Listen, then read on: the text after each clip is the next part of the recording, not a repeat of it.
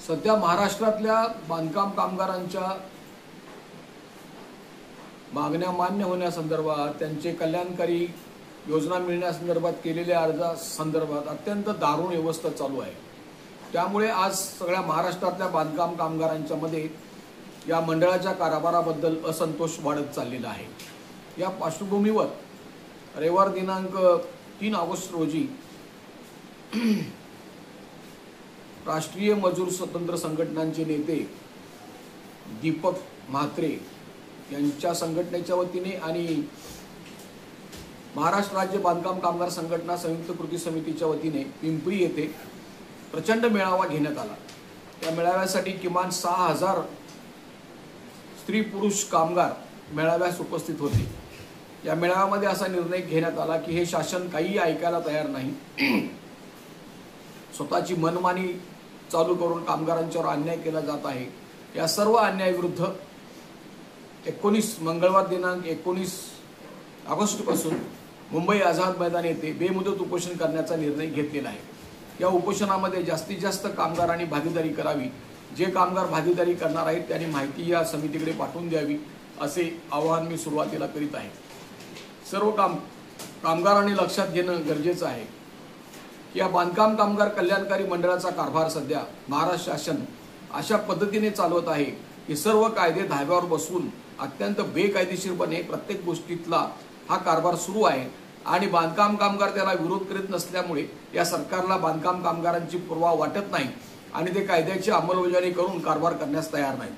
सर्वात मोठी बाब ही आहे की या मंडळ स्थापन झाल्यानंतर किंवा या मंडळाच्या कायद्यामध्ये नमूद आहे की बांधकाम कामगार संघटनेचे 3 प्रतिनिधी असतील आणि मालक प्रतिनिधींचे 3 प्रतिनिधी असतील, परंतु हा कायदाच धुळीस मिळवून या महाराष्ट्र सरकारने मागील 3 वर्षापासून त्यांनी यावर या कमिटीवर कामगार प्रतिनिधी नेमलेले नाहीत आणि मालक प्रतिनिधी नेमलेले नाहीत। हे जाणीवपूर्वक नेमत नाहीत कारण या सगळ्या वस्तू वाटपाच्या सगळ्या दलालीमध्ये त्यांना भागीदारी नको आहे आणि हे समजू नये, कामगार संघटनांनाही समजू नये, मालक संघटनांनाही समजू नये म्हणून ते त्याची निवड करत नाहीत आणि एक लोकशाही प्रक्रिया त्यांनी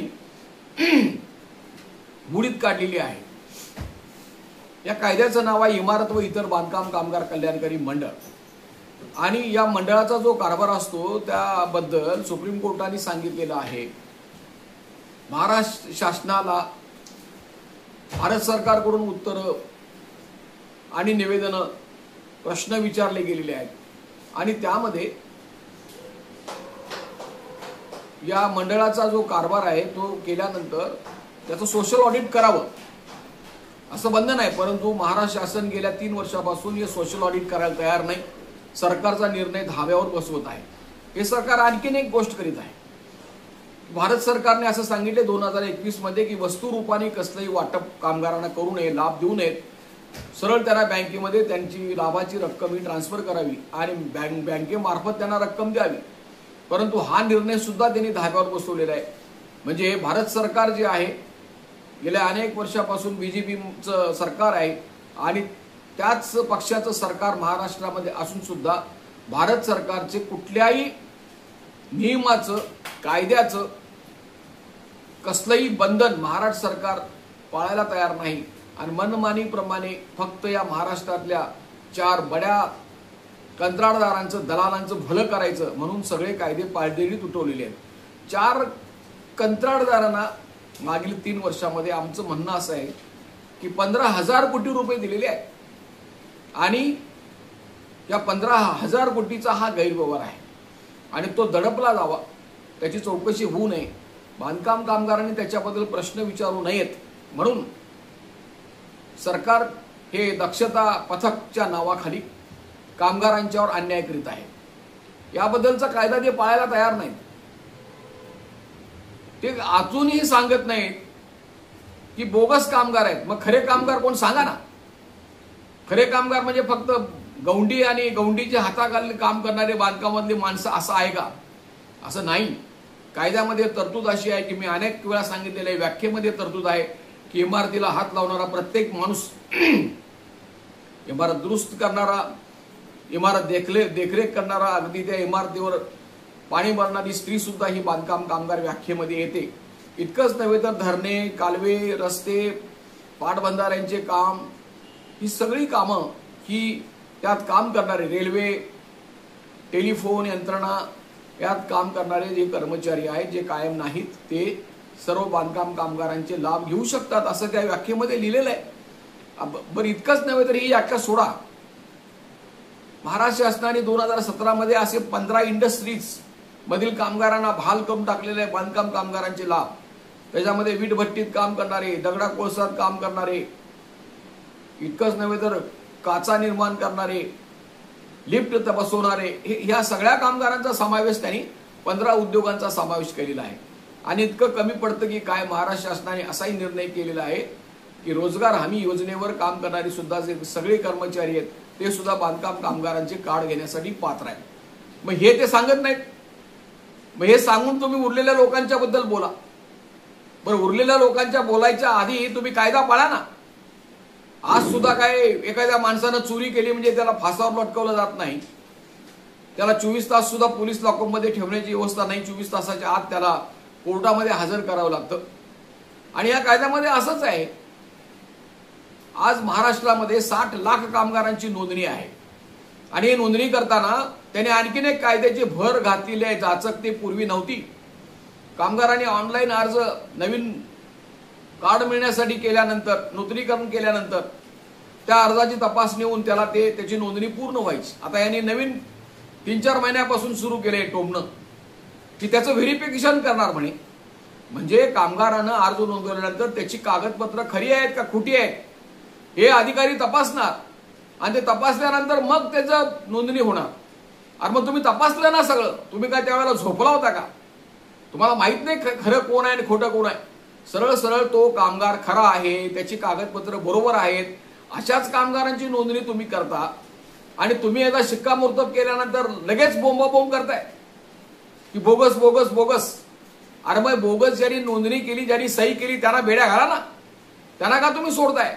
त्यांच्यावर काही कारवाई करायची तुमची तयारी नाही, हे सांगायची तयारी नाही की तालुका लेवलवर काम यांनी जी सगळी यांच्या फायद्यासाठी जी यंत्रणा चालू केलेली आहे करोडो रुपये खर्च करून, त्या तालुका सेंटरमध्ये काम करणारे 238 कर्मचारी हे बांधकामाचं त्यांनी कार्ड काढलेलं आहे, त्यांना त्यांनी नोटिसा काढलेल्या आहेत.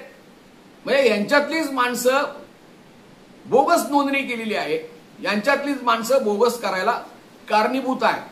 आणि जर तुम्हाला कायद्यामध्ये अशी तरतूद आहे, जर तुम्हाला एकदा तुम्ही ओळखपत्र दिल्यानंतर जर त्याच्या बोगसपणाबद्दल तुम्हाला शंका असेल तर तुम्ही त्यांना लेखी नोटीस कामगारांना काढली पाहिजे, त्याचं म्हणणं ऐकून घेतलं पाहिजे. कलम 12 प्रमाणे त्याला संधी दिली पाहिजे, त्याचं म्हणणं द्यायची आणि मग तुम्हाला निर्णय घेण्याचा अधिकार आहे. तर हे तुमची करायची इच्छा नाही. तुम्ही एकाही कामगाराला महाराष्ट्रामध्ये नोटीस काढलेली नाही आणि हे सांगितल्यानंतर तुम्ही तिसरंच चालू केलेलं आहे ज्याचा काही संबंध नाही. 90 दिवसाचं प्रमाणपत्र खरं का खोटं याची बोंबाबोंब तुम्ही चालू केलेली आहे. तुम्ही गुजरात सरकार जी आहे तुमच्या सोयीसाठी त्या गुजरात सरकारकडे बघता, मोदींचं सरकार म्हणून बघता. अरे मग गुजरातमध्ये आणि दिल्लीमध्ये आज 90 दिवसाचं प्रमाणपत्र घेतलं जात नाही, जनतेवर विश्वास ठेवला जातो आणि तिथं काही चर्चा होत नाही कोण बोगस आहे म्हणून. आणि तिथे मात्र कार्ड दिलं जातं. दुसऱ्या दिवशी गुजरातमध्ये जाऊन विचारा, गुजरात जिंदाबाद म्हणायच्या आधी तिथं फोन करून विचारा की आज जर काय गुजरातमध्ये मी नोंदणी केली तर दुसऱ्या दिवशी कार्ड मिळतं. मग तुम्ही का देऊ शकत नाही? 500-500 कोटी रुपये तुम्ही वर्षाला देता या कॉम्प्युटर कंपन्यांना, ते काम धड करत नाहीत, हेडगुजरी काम आहे. 6 महिने 8 महिने 8-8 महिने कामगारांना ओळखपत्र मिळत नाही, त्याची तपासणी होत नाही, नूतनीकरण वर्ष संपत आलं तरी सुद्धा नूतनीकरण मिळत नाही. एखाद्या कामगाराचा मृत्यू झाला तर 10,000 रुपये अंत्यविधीची रक्कम मिळण्यासाठी अर्ज केला तर वर्षभर वर्ष श्राद्ध झाल्यानंतर सुद्धा ते 10,000 रुपये मिळत नाहीत. याच्याबद्दल तुम्हाला काय लाज वाटत नाही, शरम वाटत नाही की हे तुम्ही देऊ शकलेला नाही? अरे मृत्यू पावलेला तरी माणसाला द्या. किती कर्दनकाळी आहात तुम्ही? मेलेल्या माणसाला सुद्धा तुम्ही 2 लाख रुपये द्यायची तुमची तयारी नाही. 2-2 वर्ष त्या विधवा महिलांना हेलपाटे मारायला होता. हे सगळे अर्ज पेंडिंग आहेत. तुम्ही एकदा आकडेवारी जाहीर करा. या 60 लाख कामगारांच्या पैकी 20 लाखापेक्षा जास्त कामगारांचे योजनेसाठी केलेले अर्ज प्रलंबित आहेत. तुम्हाला जाण नाही, तुम्ही तुमच्या कायद्याचा अवलंब करत नाही. 9 सप्टेंबर 2014 ला महाराष्ट्र शासनाने आदेश काढलेला आहे की बांधकाम कामगारांचे अर्ज एका महिन्यात निकाली काढावेत। का विसरताय तुम्ही? या निर्णयाप्रमाणे आता जे सगळे पेंडिंग अर्ज आहेत महाराष्ट्रातले ते सगळे निकाली काढले पाहिजे, तुमच्या कायद्याप्रमाणे, आमच्या कायद्याप्रमाणे नाही। तुम्ही कुठलाही कायदा पाळायला तयार नाही। उलट 3000 रुपयाच्या वस्तीसाठी तुम्ही कंत्राटदार, बड्या कंत्राटदारांना 9000 रुपये देता। 18000 रुपये सुरक्षा संच आणि पीटी जे आहे त्याचा जो काही मोबदला आहे तुम्ही कंत्राटदारांना, दलालांना 18000 रुपये देताय, त्याची किंमत बाजारामध्ये 5000 सुद्धा नाही।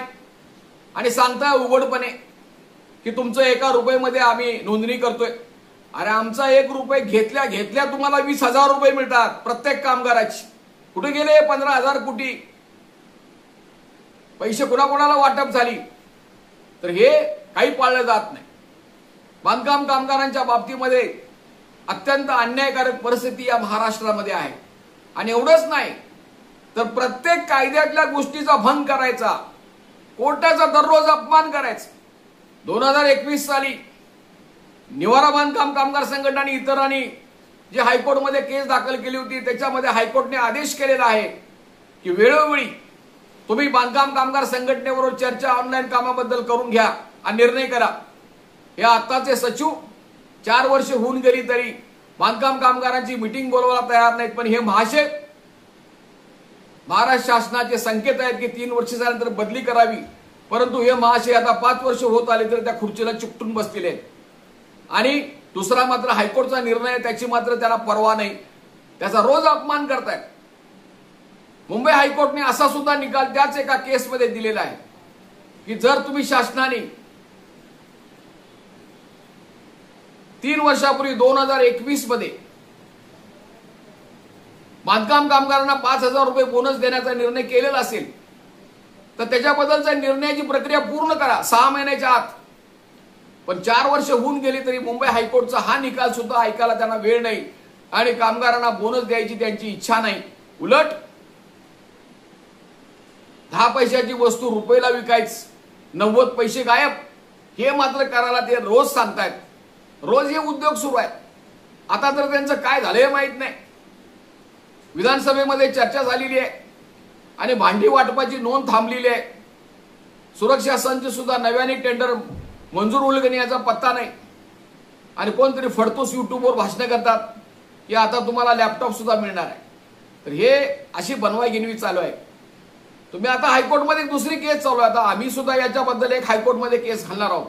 पुण्यामध्ये अँब्युलन्स खरेदी शासनाने करताना 5000 रुपये किमतीच्या अँब्युलन्सच्या 10 कोटी लावलेले। सुप्रीम कोर्टाने विचारले कसं काय काय तर दराची मर्यादा पाहिजे का नको?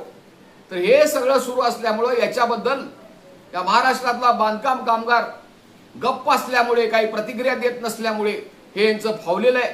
जर एकदा कामगार जर तयार झाला, आपल्या हक्कासाठी तयार झाला तर सगळ्या गोष्टी होतील। आज महाराष्ट्र बांधकाम कामगारांच्या बाबतीमध्ये अत्यंत मागासलेलं आहे। हे निष्ठुर सरकार आहे, बांधकाम कामगारांचे विरोधी सरकार आहे। अनेक राज्यांच्या मध्ये बांधकाम कामगारांना पेन्शन दिली जात, परंतु या महाराष्ट्रामध्ये बोगस पेन्शन योजना 2 महिन्यापूर्वी जाहीर झाली। तुम्ही दाखवा एखाद्या कामगाराला तुम्ही पेन्शन दिलाय काय म्हणून। याच्यानंतर तुमची 10 वर्ष व्हायला पाहिजे, मग तुम्हाला पेन्शन मिळणार। 15 वर्ष झाल्यानंतर मग तुम्हाला पेन्शन मिळणार, 20 वर्ष झाल्यानंतर मग तुम्हाला पेन्शन मिळणार। अरे कशाला सांगताय असलं सगळे? सरळ सरळ ज्याची आज 60 वर्ष झाले त्याला पेन्शन द्या इतर राज्याप्रमाणे। तर हे एक फसवी योजना सांगायची, प्रत्येक योजना फसवी सांगायची। आता तर ते प्रसूती काळातल्या योजनाच बंद करून ठेवलेले महिलांच्यासाठी। अरे स्त्रीसाठी तुम्ही 15,000 रुपयाचा लाभ होता, सिझरिंगसाठी 20,000चा लाभ होता आणि तुम्ही ते बोगस असलेली जी सगळी मेडिकल योजना आहे त्याच्यात ते घातलं। आज हिमाचल प्रदेशमध्ये डिलिव्हरीसाठी 75,000 रुपये दिले जातात, तर तुम्ही आमचा घास काढून घेतला त्या महिलांचा आधार। खरं म्हणजे तो वाढवायला पाहिजे होता। तर या सगळ्या अन्यायाच्या विरोधी तुम्ही तयारी करा आणि 19 तारखेपासून मुंबई आझाद मैदानमध्ये होणाऱ्या बेमुदत उपोषणामध्ये तुम्ही सामील व्हा। आमचा त्यात काय फायदा नाही, तुमचेच प्रश्न सुटले तर सुटणार आहेत। या सरकारला फक्त जनतेच्या ताकदीची भीती वाटते। ताकद दाखवली नाही तर मग अंगावर येतात, ताकद दाखवली की रामराम करतात। तर ही अशी ताकद दाखवण्याची जोरदार तयारी करा, मेळावे करा प्रत्येक भागामध्ये आणि प्रत्येक जिल्ह्यामध्ये, आमच्याशी संपर्क करा. सर्व संघटना सहित, सर्व बांधकाम कामगारासहित हे आंदोलन आपल्याला करायचं आहे आणि या आंदोलनामध्ये लाखोच्या संख्येने भागीदारी करा असं मी आपल्याला आवाहन करीत आहे. मंगळवार दिनांक 19 ऑगस्टला आपण सर्वांनी मिळेल त्या वाहनाने यायचंय आणि मुंबईमध्ये आझाद मैदानमध्ये आपण आंदोलन सुरू करायचं. मी शंकर पुजारी, बांधकाम कामगार संघटना संयुक्त कृती समितीचा राज्य निमंत्रक आहे. हे जे युट्यूब चॅनल आहे असंघटित उद्योगातील कामगारांसाठी चालवलं जातं. आतापर्यंत 12 लाख लोकांनी बघितलेलं आहे आणि 12,000 सबस्क्रायबर आहेत. तुम्ही जर सबस्क्रायबर झाला तर विनामूल्य आहे, तुम्हाला पैसे द्यावे लागणार नाहीत.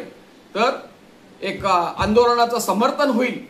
तर तुम्ही मागे पुढे न बघता सबस्क्रायबर व्हा, याचं लाईक करा, फॉरवर्ड करा, प्रचार करा, एवढी मी आपल्याला विनंती करतो आहे. जर काही आपल्याला शंका असेल तर जरूर संपर्क करा. माझा मोबाईल क्रमांक आहे 9960499366. आजचं विवेचन मी या ठिकाणी पूर्ण करतोय. धन्यवाद.